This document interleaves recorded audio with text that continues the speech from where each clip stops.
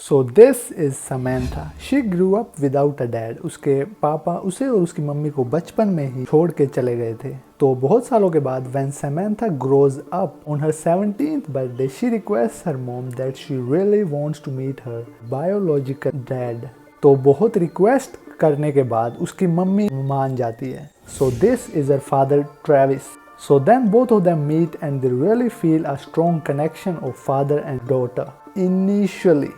And the other thing is Travis की एक बेटी और भी है who is around the same age as Samantha. Let's call her Sydney. और Samantha और Sydney भी एक दूसरे से मिलते हैं and they really feels good talking to each other. अब Samantha हर रोज Travis और Sydney से मिलने लगती है. After few months pass by, Samantha and her dad gets really close, like really close. Until कुछ सालों बाद both Sydney and Samantha are now around 21 years old and Sydney had enough of all of this because her dad is spending all the time with Samantha and she is not used to sharing her dad. और एक दिन वो दोनों इस बात पे झगड़ने लगते हैं and both of them starts fighting with each other for the dad. फिर वो दोनों शर्त लगाते हैं ये देखने के लिए कि which one of them is dad's favorite and the competition both of them came up is who will seduce the dad first. और फिर स्टार्ट होता है उन दोनों में एक बहुत ही weird competition and Samantha takes the lead. तो अगले दिन समैंथा अपने डैड के साथ एक अम्यूजमेंट पार्क चली जाती है and there she starts flirting with her dad heavily like through the roof with no boundaries. Both of them starts being cosy with each other.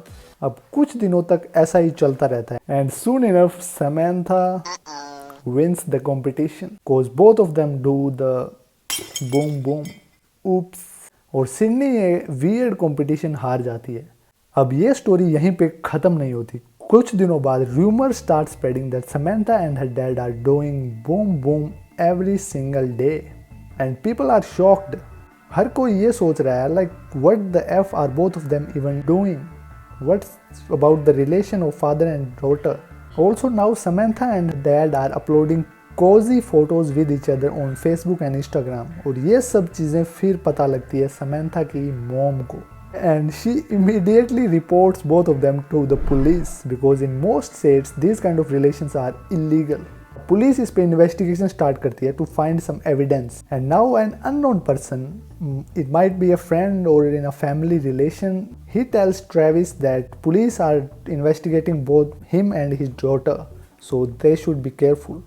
After hearing this both Samantha and Travis starts panicking. अब Samantha को एक idea आता है जिससे उसे लगता है कि उन दोनों की सारी प्रॉब्लम्स सॉल्व हो जाएंगी. She says to her dad that we should get married.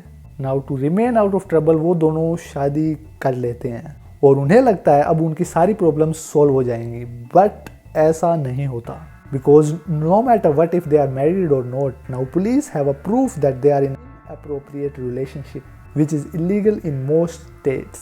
Police उन दोनों को अरेस्ट कर लेती है and questions them about their relationship. They are like, do you even know that what both of you father and daughter are even doing? Boom boom is illegal. Now Travis came up with an idea and he says that we are not biologically related. अब police उन दोनों का DNA test करवाती है और उन्हें पता चलता है कि ट्रेविस झूठ बोल रहा है, वो बायोलॉजिकली समैंथा का फादर ही है और पुलिस उन दोनों को अरेस्ट कर लेती है. So this is Samantha's mug shot and this is her daddy's mug shot. Now Travis gets 2 years in prison and Samantha is sentenced to 9 months probation. और उन दोनों को एक दूसरे से कांटेक्ट करना भी अब अलाउड नहीं है.